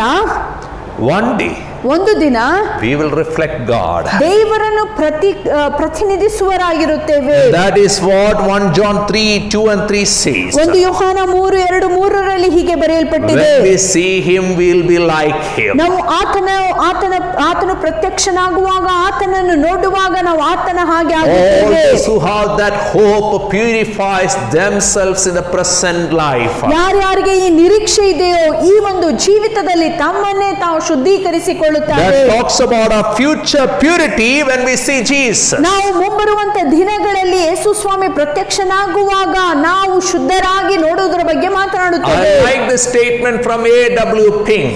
A.W. ಪಿಂಕ್ ಎಂಬುವರು ಹೇಳಿದಂತ ಈ ಮಾತು ನನಗೆ He ತುಂಬಾ said, ಇಷ್ಟ. purity of heart is not sinlessness of life. ನಮ್ಮ ಹೃದಯವು ನಿರ್ಮಲವಾಗಿದೆ ಎಂಬುದಾಗಿ ಹೇಳುವಾಗ ಅದು ಪಾಪರಹಿತವಾದ ಹೃದಯವಲ್ಲ. Nobody can be sinless in the present world. ಈ ಒಂದು ವರ್ತಮಾನ ಲೋಕದಲ್ಲಿ ಬದುಕುವಂತ ಈ ಭೂಯಾತ್ರೆಯಲ್ಲಿ ಯಾರಿಗೂ ಪಾಪವಿಲ್ಲದೆ ಮುಂದೆ We can ಹೋಗುವುದಿಲ್ಲ. confess sins which we are aware of. ನಮಗೆ ಪಾಪಗಳ ಅರಿವು ಎಷ್ಟಿದೆಯೋ ಅದನ್ನು ನಾವು ಅರಿಕೆ ಮಾಡಲು 1 ಸಾಧ್ಯವಾಗುತ್ತದೆ. John 1:8 reminds us, ಒಂದು ಯೋಹಾನ 1:8 ನಮಗೆ if we ಮರುಜ್ಞಾಪಿಸುತ್ತದೆ. claim that we are sinless, ಒಂದು ವೇಳೆ ನಮ್ಮಲ್ಲಿ ಪಾಪವಿಲ್ಲ ಎಂಬುದಾಗಿ then we ನಾವು are living in ಹೇಳುವುದಾಗಿದ್ದರೆ great deception. ನಾವೊಂದು ಮೋಸದಲ್ಲಿ ನಾವು ಜೀವಿಸುತ್ತಿದ್ದೇವೆ. I am reminded of the words of Thomas Watson. Thomas Watson ಎಂಬುದಾಗಿ ಹೇಳುವುದವರ ಮಾತು ನನಗೆ ನೆನಪು ಬರುತ್ತಾ ಇದೆ. Tells ಅವರು ಹೀಗೆ ಹೇಳುತ್ತಾರೆ, that we are like gold mixed with dross in our present life. ನಾವು ನೋಡುತ್ತೇವೆ ಈ ಒಂದು ವರ್ತಮಾನ ಜೀವಿತದಲ್ಲಿ ಬಂಗಾರದಲ್ಲಿ ಕೆಲವು ದೋಷಗಳಿರುವುದು ಇದ್ದ ಹಾಗೆ ನಾವಿದ್ದೇವೆ. Pure gold is in liquid state. ನಾವು ನೋಡುತ್ತೇವೆ ಶುದ್ಧವಾದ ಬಂಗಾರ ಅಥವಾ ಚಿನ್ನವು ಅದು ನೀರಿನ ಉಪಾದಿಯಲ್ಲಿ ಇರುತ್ತದೆ. Add other alloys to make it solid. ನಾವು ನೋಡುತ್ತೇವೆ ಇತರ ಸಂಗತಿಗಳನ್ನು ಅದರಲ್ಲಿ ನಾವು ಮಿಶ್ರಣ ಮಾಡಿ ಅದನ್ನು ಆಭರಣವಾಗಿ ನಾವು So ಉಪಯೋಗಿಸುತ್ತೇವೆ. Thomas Watson says, in eternity we will be pure gold. ಆದ್ದರಿಂದ ಥಾಮಸ್ ವಾಟ್ಸನ್ ಹೇಳುವಂತ ಮಾತೇನೆಂದರೆ ನಿತ್ಯತ್ವದಲ್ಲಿ ಶುದ್ಧವಾದ ಬಂಗಾರದ ಹಾಗೆ ನಾವು ಆಗುತ್ತೇವೆ. In other words, ಇನ್ನೊಂದು In ಮಾತಿನಲ್ಲಿ the present life we can't be 100% holy. Every day we strive for that. ನಾವು ನೋಡುತ್ತೇವೆ 100% ಶುದ್ಧರಾಗುವುದು ಈ ಒಂದು ಜೀವಿತದಲ್ಲಿ ಸಾಧ್ಯವಿಲ್ಲ. ಆದರೆ ಇದಕ್ಕಾಗಿ ನಾವು ಪ್ರಯಾಸ ಮಾಡುತ್ತಾ ಇದ್ದೇವೆ. False teachers will teach you 100% purity every moment in this present life. ನಾವು ನೋಡುತ್ತೇವೆ ಸುಳ್ಳು ಬೋಧಕರು ಕಲಿಸುವಂತದ್ದೇನೆಂದರೆ 100% ನೀವು ಲೋಕದಲ್ಲಿ ಶುದ್ಧರಾಗಿರಬೇಕೆಂಬುದಾಗಿ. Now this word blessed are the pure, that word comes from the Greek word katharos. ಹೃದಯದಲ್ಲಿ ಶುದ್ಧರಾಗಿರುವ ಎಂಬುದಾಗಿ ಹೇಳುವಾಗ ಗ್ರೀಕ್ ಶಬ್ದ ಕಥರೋಸ್ ಎಂಬ ಶಬ್ದದಿಂದ ಬರುವಂತದ್ದಾಗಿದೆ. It has two similar and slightly different meanings. ಇದಕ್ಕೆ ಎರಡು ಅರ್ಥಗಳು ಆದರೆ ಸ್ವಲ್ಪ ಬೇರೆ ಅರ್ಥಗಳು ಸೇರ್ಪಡೆಯಾಗಿವೆ. The first meaning is ಮೊದಲನೇ clean. ಅರ್ಥ ಅದು ಶುಚಿಯಾಗಿರುವುದು. Clean means not dirty. ಶುಚಿಯಾಗಿರುವುದೆಂಬುದಾಗಿ ಹೇಳುವಾಗ ಹೊಲಸಾಗಿರಬಾರದು. We all has a baggage with us. ನಮ್ಮೆಲ್ಲರಿಗೆ ನಮ್ಮದಾದಂತ ಕೊರತೆಗಳುಂಟು. That baggage in our inner life should be kept clean. ನಮ್ಮ ಕೊರತೆಗಳು ಅಥವಾ ನಾವು ತರುವಂತ ಆ ಒಂದು ಭಾರವು ನಮ್ಮ ಅಂತರಂಗದಲ್ಲಿ ಅದು ಶುದ್ಧವಾಗಿರಬೇಕು, ಶುಚಿಯಾಗಿರಬೇಕು. How we can make it unclean, that Jesus made it very clear. ಯೇಸು ಸ್ವಾಮಿ ಸ್ಪಷ್ಟವಾಗಿ ಹೇಳಿದ್ದಾನೆ ಯಾವ ರೀತಿಯಾಗಿ ಹೊಲಸು ನಮ್ಮ ಅಂತರಂಗದಲ್ಲಿ ಸೇರ್ಪಡೆ ಆಗಲು Matthew ಸಾಧ್ಯವಿದೆ. 15:18-20. ಮತ್ತಾಯನ ಸುವಾರ್ತೆ 15ನೇ ಅಧ್ಯಾಯ 18ನೇ ವಾಕ್ಯದಿಂದ 20ನೇ ವಾಕ್ಯ. Jesus says what makes our inner life unclean. ನಮ್ಮ ಅಂತರಂಗವನ್ನು ಹೊಲಸು ಮಾಡುವಂತ ವಿಷಯಗಳೇನು? But the things that come out of mouth come from the heart, and these make a man or woman unclean. ಆದರೆ ಬಾಯೊಳಗಿಂದ ಹೊರಗೆ ಹೊರಡುವಂಥವು ಹೃದಯದೊಳಗಿಂದ ಬಂದು ಮನುಷ್ಯನನ್ನು ಹೊಲೆ ಮಾಡುತ್ತವೆ. For out of the heart come evil thoughts, murder, adultery, sexual immorality, theft, false testimony, slander. These are what make a man or woman unclean. But eating with unwashed hands does not make him unclean. ಏಕೆಂದರೆ ಹೃದಯದೊಳಗಿಂದ ದುರಾಲೋಚನೆ, ಕೊಲೆ, ಹಾದರ, ಜಾರತ್ವ, ಕಳ್ಳತನ, ಸುಳ್ಳು ಸಾಕ್ಷಿ, ದೇವದೂಷಣೆ ಇವುಗಳು ಹೊರಬರುತ್ತವೆ. ಆದರೆ ಕೈ ತೊಳೆದುಕೊಳ್ಳದೆ ಊಟ ಮಾಡುವುದು ಮನುಷ್ಯನನ್ನು ಹೊಲೆ ಮಾಡುವುದಿಲ್ಲ ಎಂದನು. So all this garbage we are putting inside our heart should be removed constantly. ನಿರಂತರವಾಗಿ ಈ ಕೆಟ್ಟ ಸಂಗತಿಗಳನ್ನು ನಮ್ಮ ಹೃದಯದಿಂದ ನಾವು ಹೊರಗೆ ಹಾಕಬೇಕು. We are not dealing with this garbage of evil thoughts, murder, adultery, all these things. That stinks so much one day in public. ಒಂದು ವೇಳೆ ನಮ್ಮ ಹೃದಯದೊಳಗಿಂದ ನಾವು ದುರಾಶೆ, ಕೊಲೆ, ಹಾದರ, ಜಾರತ್ವ, ಕಳ್ಳತನ, ಸುಳ್ಳು ಸಾಕ್ಷಿ, ದೇವದೂಷಣೆ ಇದನ್ನು ನಾವು ತೆಗೆದು ಹಾಕದಿದ್ದರೆ ಇದು ನಾರುತ್ತಲೇ ಒಂದು ದಿನ ಅಸಹ್ಯವಾದ ಸಂಗತಿಯನ್ನು ನಮ್ಮ ಜೀವಿತದಲ್ಲಿ ಹುಟ್ಟಿಸುತ್ತದೆ. So first meaning means clean, which is not dirty. ನಾವು ಮೊದಲನೇ ಅರ್ಥ ಇಷ್ಟೇ, ಶುಚಿಯಾಗಿದ್ದು ಅಂದ್ರೆ ಹೊಲಸಾಗದೆ ಇರುವಂತಹದ್ದು. Second meaning katros means unmixed, means no blending of alloys, it is pure metal. ಎರಡನೇ ಅರ್ಥ ಬೆರಕಿಲ್ಲದ್ದು ಎಂಬುದಾಗಿ, ಅಂದರೆ ಯಾವುದೇ ಮಿಶ್ರಣವನ್ನು ಮಿಶ್ರಿತ ಮಾಡದೆ ಇದು ಶುದ್ಧವಾಗಿರಬೇಕು.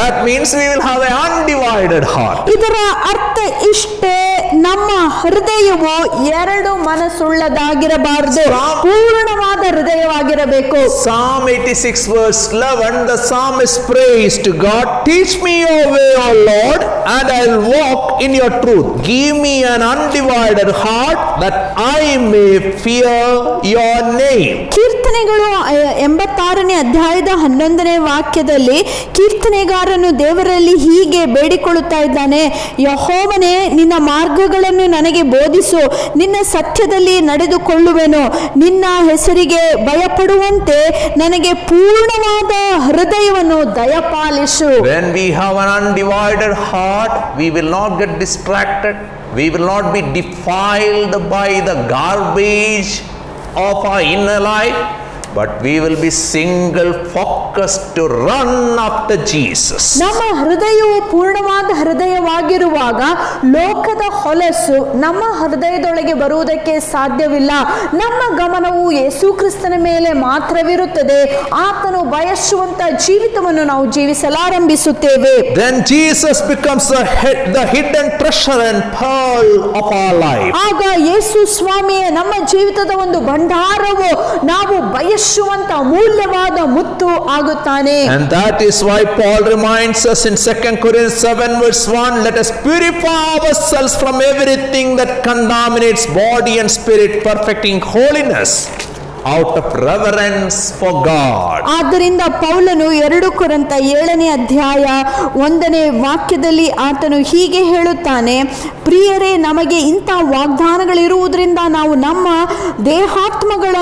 ದೇಹಾತ್ಮಗಳನ್ನು ಮಲಿನಗೊಳಿಸುವ ವಿಷಯಗಳಿಂದ ದೂರವಿದ್ದು ನಮ್ಮನ್ನು ಶುದ್ಧ ಮಾಡಿ ದೇವರ ಮೇಲನ ಭಯಭಕ್ತಿಯಿಂದ ನಮ್ಮ ಪವಿತ್ರತೆಯನ್ನು ಪರಿಪೂರ್ಣಗೊಳಿಸೋಣ. We should learn to recognize what are the defiling things in our pursuit of God and what are the distracting things in the pursuit of God. ನಮ್ಮ ಜೀವಿತದಲ್ಲಿ ಮಲಿನ ಮಾಡುವಂತ ಸಂಗತಿಗಳು, ಅಡಚಣೆಗಳನ್ನು ನಾವು ಕಂಡು ಹಿಡಿದು ದೇವರನ್ನು ಹಿಂಬಾಲಿಸುವುದಕ್ಕಿರುವಂತ ಎಲ್ಲಾ ಕೊರತೆಗಳನ್ನು ನೀಗಿಸಬೇಕು. We can't serve two masters. ಇಬ್ಬರು ಯಜಮಾನರನ್ನು ಸೇವಿಸಲು ನಮ್ಮಿಂದ ಆಗದು. James 4 verse 8 reminds us, purify your hearts, you double-minded. ಯಾಕೋಬ ಯಾಕೋಬನ ಪುಸ್ತಕ 4ನೇ ಅಧ್ಯಾಯದ 8ನೇ ವಾಕ್ಯ ಹೀಗೆ ಹೇಳುತ್ತದೆ, ನಿಮ್ಮನ್ನೇ ನೀವು ಶುದ್ಧೀಕರಿಸಿಕೊಳ್ಳಿರಿ, ಎರಡು ಮನಸ್ಸುಳ್ಳವರಾಗಿರಬೇಡಿರಿ. Thomas Watson said, most men pray more for full purses than pure hearts. ಅವರು ಹೇಳಿದಂತ ಏನಂದ್ರೆ, ಅನೇಕ ಪುರುಷರು ತಮ್ಮ ಜೇಬು ಹಣದಿಂದ ತುಂಬಲ್ಪಡಬೇಕೆಂಬುದಾಗಿ ಅವರು ಪ್ರಾರ್ಥನೆ ಮಾಡುತ್ತಾರೆ, ಆದರೆ ಶುದ್ಧ ಹೃದಯಕ್ಕೋಸ್ಕರ ಪ್ರಾರ್ಥಿಸುವುದಿಲ್ಲ. False teachers will teach you how to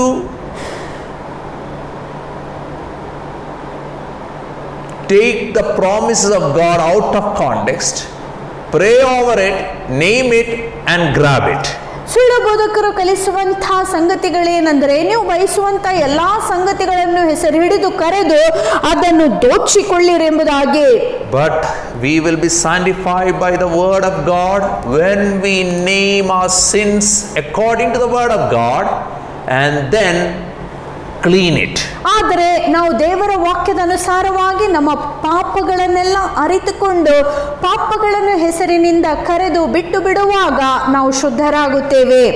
One Saint Robert Murray McCheyne, Robert Murray McCheyne ಎಂಬ ಇನ್ನೊಬ್ಬ ದೇವ ಭಕ್ತರು, he taught us a simple prayer. ಅವರು ಒಂದು ಸರಳವಾದ ಪ್ರಾರ್ಥನೆಯನ್ನು Oh ಕಲಿಸಿದ್ದಾರೆ. Lord, make me as holy as a forgiven sinner can be. ಒಬ್ಬ ಕ್ಷಮಾಪಣೆ ಹೊಂದಿದಂತ ಪಾಪಿಯು ಎಷ್ಟು ಪರಿಶುದ್ಧನಾಗಲು ಸಾಧ್ಯವಿದೆಯೋ ಅಷ್ಟು ಪರಿಶುದ್ಧನನ್ನಾಗಿ ನನ್ನನ್ನು ಮಾಡು. We will be sinners.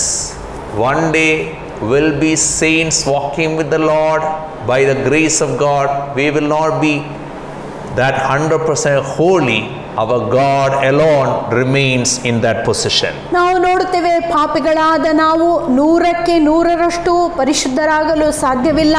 ಆದರೆ ಸದ್ಭಕ್ತರಾಗಿ ಈ ಒಬ್ಬ ಪರಿಶುದ್ಧ ದೇವರನ್ನು ಹಿಂಬಾಲಿಸುವರಾಗಿರುತ್ತೇವೆ. So when we are pure in heart, we will see God. ನಮ್ಮ ಹೃದಯವು ಶುದ್ಧವಾಗಿರುವಂತ ಸಮಯದಲ್ಲಿ ದೇವರನ್ನು ಕಾಣಲು ನಮಗೆ Without ಸಾಧ್ಯವಾಗುತ್ತದೆ. holiness, no one will see Lord. ಪರಿಶುದ್ಧತೆ ಇಲ್ಲದೆ ಯಾರು ದೇವರನ್ನು ನೋಡಲಾರರು. Job went through lot of trials. ಯೋಬನು ಅನೇಕ ಕಷ್ಟಗಳಲ್ಲಿ ಹಾದು In ಹೋದನು. his trials, nobody stood with him. ಆತನ ಕಷ್ಟಗಳಲ್ಲಿ ಆತನ ಸಹಾಯಕ್ಕೆ ಒಬ್ಬರು ಇರಲಿಲ್ಲ. The preachers of those days, they said he's cursed by God, and they became miserable comforters, adding injury to his wounds. ಆ ದಿನಗಳ ಬೋಧಕರು ಯೋಬನನ್ನು ನೋಡಿ ಹೇಗೆ ಹೇಳುತ್ತಾರೆ, ನಿನ್ನ ಪಾಪದ ದೆಸೆಯಿಂದ ನೀನು ಶಾಪಗ್ರಸ್ತನಾಗಿದ್ದೆ ಎಂಬುದಾಗಿ ಆತನನ್ನು ಆಧರಿಸದೆ ಅವರು ಆತನನ್ನು ಖಂಡಿಸಿ ಆತನಿಗೆ ನೋವನ್ನುಂಟು ಮಾಡುವಂತವರಾಗಿದ್ದರು. He was a pure man. ಆದ್ರೆ ಯೋಬನಾದರೂ ಪರಿಶುದ್ಧನಾದ ವ್ಯಕ್ತಿಯಾಗಿದ್ದನು. And he said, ಆತನು ಹೀಗೆ I ಹೇಳುತ್ತಾನೆ, know my Redeemer lives. ನನಗೆ ಗೊತ್ತು ನನ್ನ ವಿಮೋಚಕನು ಇನ್ನು ಜೀವಿಸುತ್ತಾ I will ಇದ್ದಾನೆ. stand with him when he comes upon the earth. ಆತನು ಭೂಮಿಯ ಮೇಲೆ ಬರುವಾಗ ಆತನ ಸಂಗಡ ನಾನು And I ನಿಲ್ಲುತ್ತೇನೆ. will see him. ನಾನು ಆತನನ್ನು ನೋಡುತ್ತೇನೆ. I myself will see him with my own eyes. ನನ್ನ ಸ್ವಂತ ಕಣ್ಣುಗಳಿಂದ ನಾನು ಆ ದಿವಸದಲ್ಲಿ ಆತನನ್ನು ನೋಡುತ್ತೇನೆ. Not only Job, ಯೋಬನು ಮಾತ್ರವಲ್ಲ, all those who long purity ಯಾರ್ಯಾರು ಪರಿಶುದ್ಧರಾಗಲು ಬಯಸುತ್ತಾರೋ stand along with Jesus when he comes to this earth again. ಯೇಸು ಸ್ವಾಮಿ ಲೋಕದ ಮೇಲೆ ಪ್ರತ್ಯಕ್ಷನಾಗುವಾಗ ಆತನ ಸಂಗಡ ನಾವೆಲ್ಲರೂ ನಿಂತುಕೊಳ್ಳುತ್ತೇವೆ. We will come to the next beatitude. ಮುಂದಿನ ಗುಣಾತಿಶಯವನ್ನು The seventh ನೋಡಿಕೊಳ್ಳೋಣ. one, blessed are the peacemakers, for they will be called sons of God. ಏಳನೆಯದು, ಸಮಾಧಾನ ಪಡಿಸುವವರು ಧನ್ಯರು, ಅವರ ದೇವರ ಮಕ್ಕಳೆನಿಸಿಕೊಳ್ಳುವರು. The true peace in our heart flows from purity in our life. ನಿಜವಾದ ಸಮಾಧಾನವು ನಮ್ಮ ಜೀವಿತದಲ್ಲಿ ಶುದ್ಧ ಹೃದಯದಿಂದ ಹೊರಟು When you ಬರುತ್ತದೆ. study James 3 verse 17 and 18, it talks about the true wisdom. It is first of all pure and then produces peace. ಯಾಕೋಬನ ಪುಸ್ತಕ 3ನೇ ಅಧ್ಯಾಯದ 17-18ನೇ ವಾಕ್ಯ ನಮಗೆ ಹೀಗೆ ಮರುಜ್ಞಾಪಿಸುತ್ತದೆ, ನಿಜವಾದ ಜ್ಞಾನವೇನೆಂದರೆ ಅದು ಶುದ್ಧವಾಗಿರುತ್ತದೆ, ಇದೇ ನಮಗೆ ಸಮಾಧಾನವನ್ನು ಹುಟ್ಟಿಸುತ್ತದೆ. Then he continues to 4 verse 1 where he says the wars and strife comes from our impure thoughts. 4ನೇ ಅಧ್ಯಾಯ 1ನೇ ವಾಕ್ಯದಲ್ಲಿ ಆತನು ಹೀಗೆ ಹೇಳುತ್ತಾನೆ, ನಿಮ್ಮಲ್ಲಿ ಅಸಮಾಧಾನ, ಯುದ್ಧಗಳು, ಜಗಳಗಳು ಯಾಕೆ ಉಂಟಾಗುತ್ತಾ ಇದೆ ಅಂದರೆ ನಿಮ್ಮ ಹೃದಯದಲ್ಲಿ ಇರುವಂತ ಕೆಟ್ಟ ಸ್ವಭಾವಗಳ When ನಿಮಿತ್ತವಾಗಿ. there is envy and covetousness and lust, there will be no purity and as a result no peace.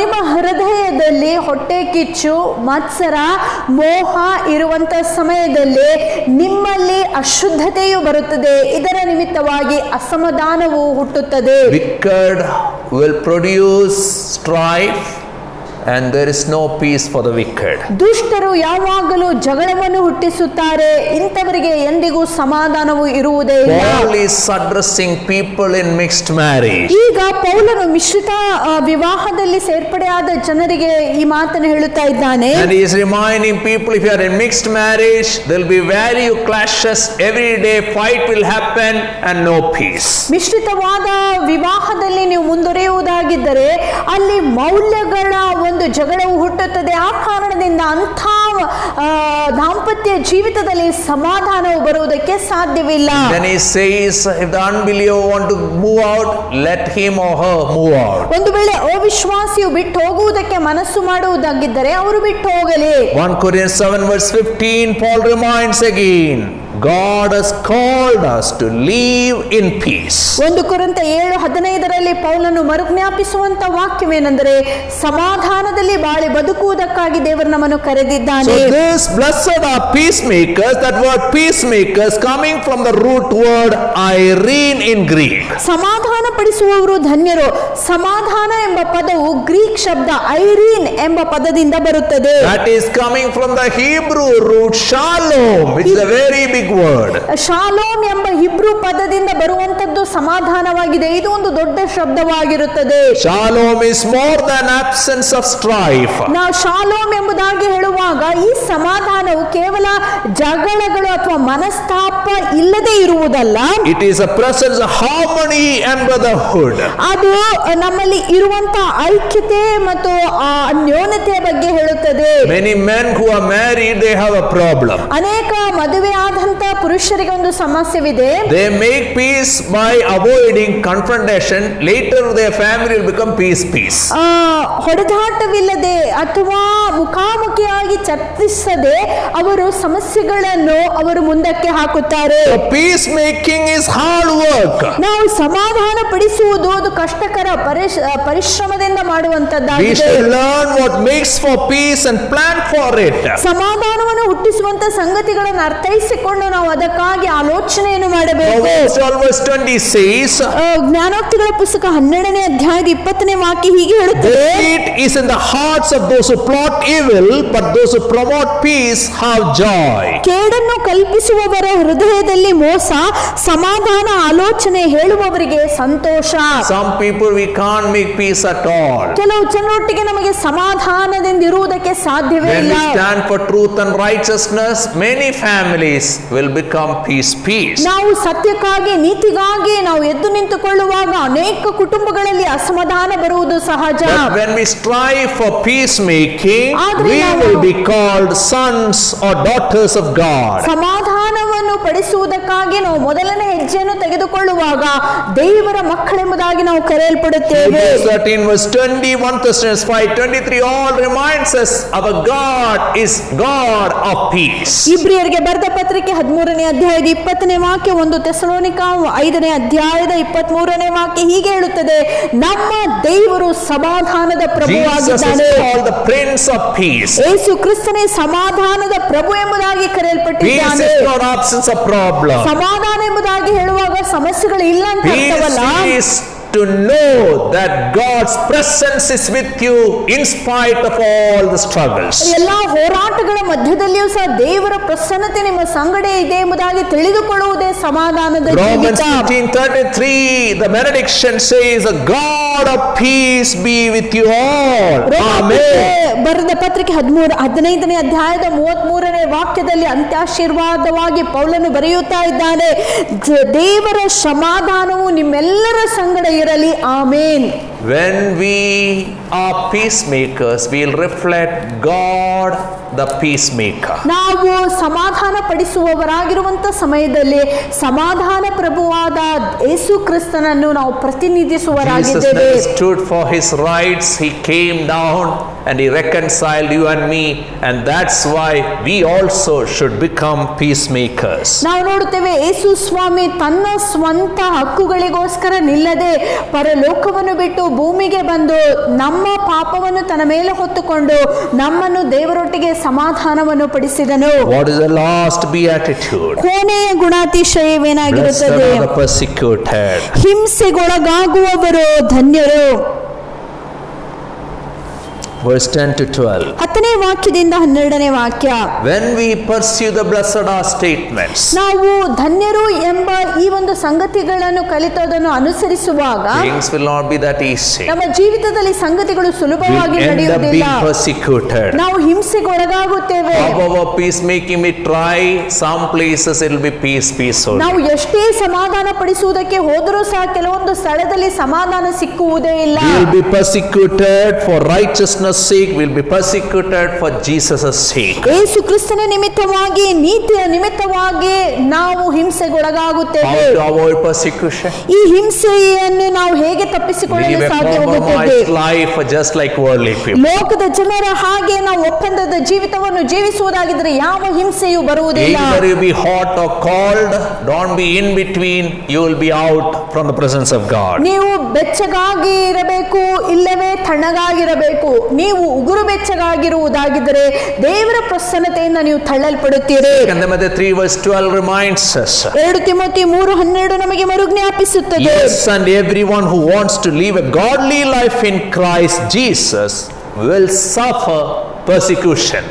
ಯಾರ್ಯಾರು ಕ್ರಿಸ್ತೇಸುವಿನಲ್ಲಿ ದೈವ ಭಕ್ತಿಯುಳ್ಳ ಜೀವಿತವನ್ನು ಜೀವಿಸಲು ಬಯಸುತ್ತಾರೋ ಖಂಡಿತವಾಗಿ ಅವರು ಹಿಂಸೆಗೊಳಗಾಗುತ್ತಾರೆ. How will be persecuted? ಹೇಗೆ ನಮಗೆ ಹಿಂಸೆ ಬರುತ್ತದೆ? Verse 12. 12ನೇ In the ವಾಕ್ಯ. same way they persecuted the prophets who were before us. ನಮ್ಮ ಮುಂದೆ ಇರುವಂತ ಪ್ರವಾದಿಗಳನ್ನು ಅವರು ಹೇಗೆ ಹಿಂಸಿಸಿದರೋ ಹಾಗೆ ಅವರು ನಮ್ಮನ್ನು ಹಿಂಸಿಸುತ್ತಾರೆ. What always they'll persecute us? ಅವರು ಯಾವ ರೀತಿಯಾಗಿ ನಮ್ಮನ್ನು ಹಿಂಸಿಸುತ್ತಾರೆ? They'll persecute you with their tongues and hands. ಅವರು ತಮ್ಮ ನಾಲಿಗೆಗಳ ಮುಖಾಂತರ, ಕೈಗಳ ಮುಖಾಂತರ ನಿಮ್ಮನ್ನು ಹಿಂಸಿಸುತ್ತಾರೆ. Sometimes they'll hit you, beat you, rob all what belongs to you. ಕೆಲವೊಂದು ಸಾರಿ ನಿಮಗೆ ಪೆಟ್ಟುಗಳನ್ನು ಕೊಟ್ಟು ನಿಮಗೆ ಸೇರಿದಂತ ಎಲ್ಲಾ ಸಂಗತಿಗಳನ್ನು ಅವರು Other ಕದ್ದುಕೊಳ್ಳಬಹುದು. times through tongue they will insult you.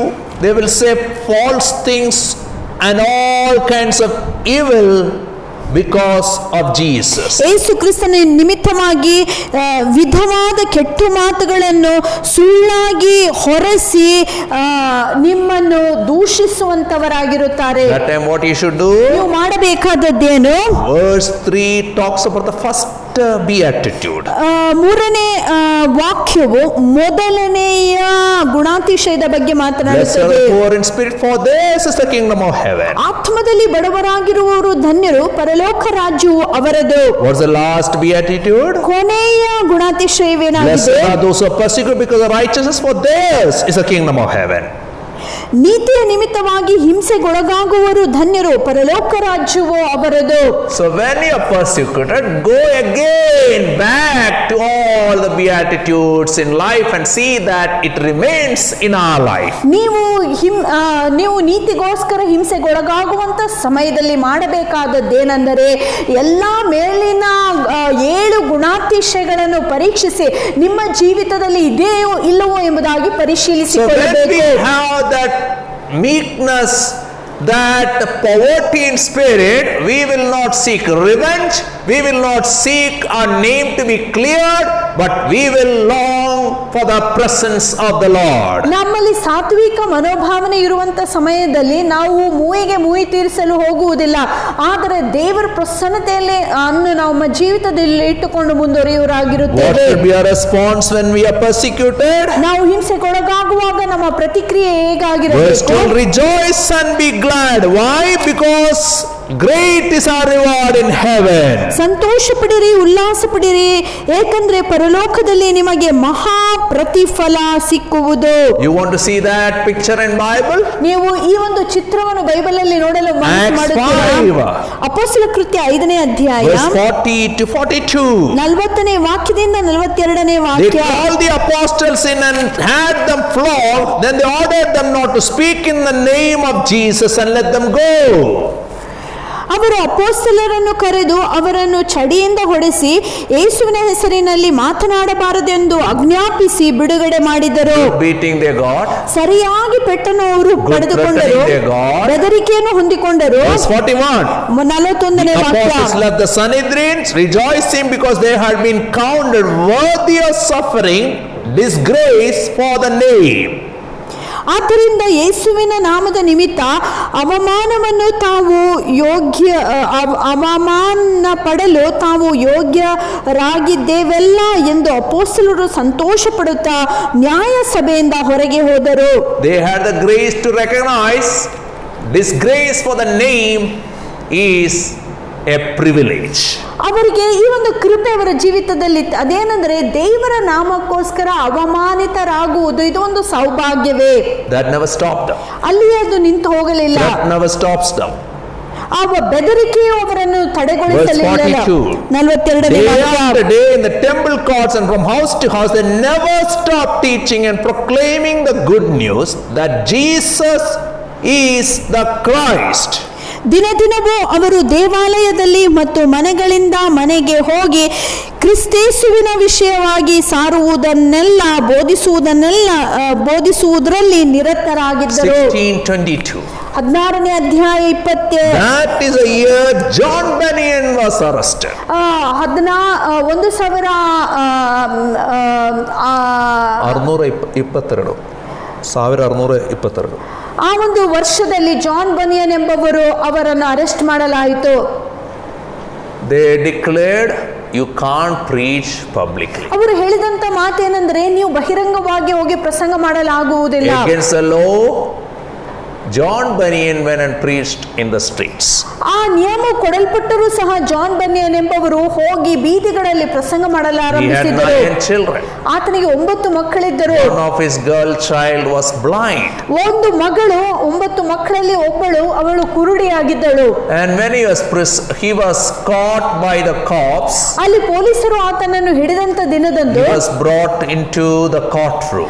ಆತನನ್ನು ನ್ಯಾಯಾಲಯದೊಳಗೆ ಕರೆತರುತ್ತಾರೆ. 2 people came to bail him out. ಇಬ್ಬರು ಆತನನ್ನು ಬೇಲ್ ಕೊಟ್ಟು ಬಿಡಿಸುವುದಕ್ಕೆ ಬಂದರು. The judge asked ಆಗ ನ್ಯಾಯಾಧೀಶನು to ಕೇಳುತ್ತಾನೆ, the bail out people, ಅಲ್ಲಿ ಬಿಡಿಸಿಕೊಳ್ಳುವುದಕ್ಕೆ ಬಂದಿರುವಂತ ಜನರಿಗೆ, you people, can you guarantee that this man will not repeat the same mistake? ಈ ತಪ್ಪನ್ನು ಆತನು ಮಾಡುವುದಿಲ್ಲ ಎಂಬುದಾಗಿ ನೀವು ಖಂಡಿತವಾಗಿ ಹೇಳಲು John ಸಾಧ್ಯವಾಗುತ್ತದೆ. Bunyan interfered. ಜಾನ್ ಬನಿಯನ್ ಅವರು ಮಧ್ಯದಲ್ಲಿ ಮಾತನಾಡಿ ಹೀಗೆ ಹೇಳುತ್ತಾರೆ, Sir, if you release me today, tomorrow again I'll be in the street preaching. ಇವತ್ತು ಒಂದು ವೇಳೆ ನಾನು ಬಿಡುಗಡೆ ಹೊಂದುವುದಾಗಿದ್ದರೆ ನಾಳೆಯಿಂದ ಮತ್ತೆ ಪ್ರಸಂಗ ಮಾಡಲು ಆರಂಭಿಸುತ್ತೇನೆ. And as a result, he was put in jail for more than 12 years. ಆ ಕಾರಣದಿಂದ ಅಂದು ಆತನು ಸೆರೆಮನೆಗೆ ಹಾಕಲ್ಪಟ್ಟನು. 12 ವರ್ಷಗಳ ಕಾಲ ಆತನು The ಸೆರೆಮನೆಯಲ್ಲಿ pilgrim in him never died. ಆತನಲ್ಲಿ ಇರುವಂತ ಪ್ರವಾಸಿಯು ಯಾತ್ರಿಕನು And from the ಸತ್ತೋಗಲಿಲ್ಲ. jail he wrote that classic book, The Pilgrim Progress. ಆ ಒಂದು ಜೈಲಿನಿಂದ ಉತ್ತಮವಾದ ಪುಸ್ತಕ ಪಿಲ್ಗ್ರಿಮ್ ಪ್ರೋಗ್ರೆಸ್ ಎಂಬ ಪುಸ್ತಕವನ್ನು What ಬರೆದಿದ್ದರು. can stop us from the love of God? ದೇವರ ಪ್ರೀತಿಯಿಂದ ನಮ್ಮನ್ನು ತಡೆಯುವಂತದ್ದೇನಾಗಿದೆ? Even in prison, we are open to the presence of the Lord. ಸೆರೆಮನೆಯಲ್ಲಿಯೂ ಸಹ ದೇವರ ಪ್ರಸನ್ನತೆಯು ನಮಗೆ ಲಭ್ಯವಾಗಿರುತ್ತದೆ. Blessed are the persecuted. ಯಾರ್ಯಾರು ಹಿಂಸೆಗೊಳಗಾಗುತ್ತಾರೋ ಅವರು ಧನ್ಯರು. Blessed are the peacemakers. ಸಮಾಧಾನ ಪಡಿಸುವಂತವರು ಧನ್ಯರು. Blessed are the pure in heart. ಹೃದಯದಲ್ಲಿ ಶುದ್ಧರಾಗಿರುವರು ಧನ್ಯರು. Blessed are the merciful. ಕರುಣೆಯನ್ನು ತೋರಿಸುವಂತವರು ಧನ್ಯರು. May God help us to reflect all this in everyday life. ನಮ್ಮ ಜೀವಿತದಲ್ಲಿ ಪ್ರತಿನಿತ್ಯವೂ ಎಲ್ಲಾ ಗುಣಾತಿಶಯಗಳನ್ನು ತೋರ್ಪಡಿಸುವುದಕ್ಕೆ ದೇವರು ತಾನು ನಮಗೆ ಸಹಾಯ God ಮಾಡಲಿ. bless all of you. ದೇವರು ತಾನೇ ನಿಮ್ಮೆಲ್ಲರನ್ನು ಆಶೀರ್ವಾದ ಮಾಡಲಿ. Even as the Lord has spoken to us very clearly, let us ask the Lord, God, I cannot leave all these beatitudes without your strength. Holy Spirit, help me to live by the principles of your word so that I would be blessed in my life. ಬೆಳಗಿನ ಹೊತ್ತಾರೆಯಲ್ಲಿ ದೇವರು ನಮ್ಮ ಜೊತೆಯಲ್ಲಿ ಆಗಲೇ ಮಾತನಾಡಿಕೊಂಡಿದ್ದಾರೆ. ಆದರೆ ದೇವರ ಸಹಾಯವಿಲ್ಲದೆ ಈ ರೀತಿಯಾಗಿ ಬಾಳಿ ಬದುಕಲು ನಮಗೆ ಸಾಧ್ಯವಿಲ್ಲ. ದೇವರ ವಾಕ್ಯದ ಅನುಸಾರವಾಗಿ ಬಾಳಿ ಬದುಕುವುದಕ್ಕಾಗಿ ದೇವರೇ ನೀನೇ ನಮಗೆ ಸಹಾಯ ಮಾಡುವುದಾಗಿ ಈ ಪ್ರಾರ್ಥನೆಯನ್ನು, ಈ ಹಾಡನ್ನು ಒಂದು ಪ್ರಾರ್ಥನೆಯಾಗಿ ನಾವು ಹಾಡಿಕೊಳ್ಳೋಣ.